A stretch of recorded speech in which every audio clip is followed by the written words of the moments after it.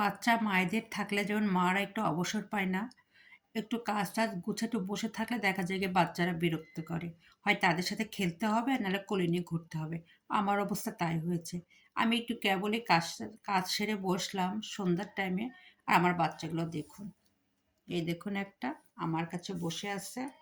আর একটা ওই দেখুন রান্নাঘর বরাবর, ওই দেখুন রান্নাঘর বরাবর বসে আছে, সে খাবে। দেখেছেন ২ টা? আরেকটা এই দেখুন, দেখুন। তার মানে বাচ্চারা মাদের শান্তি থাকে না। সবসময় তাদের নিয়েই ব্যস্ত থাকতে হয় এবং তাদের নিয়ে চিন্তা করতে হয়। আমি একটু বসা দেখে দেখুন ৩ বাচ্চা আমার কাছে এসে হাজির। এ আছে আমার কাছে, এ আছে দেখুন খাবারের জন্য রেডি হয়ে, অথচ খাবার কিন্তু আমি আজকে তাড়াতাড়ি দিয়ে দিয়েছি। আরেকটা ওই দেখুন রান্নাঘরে।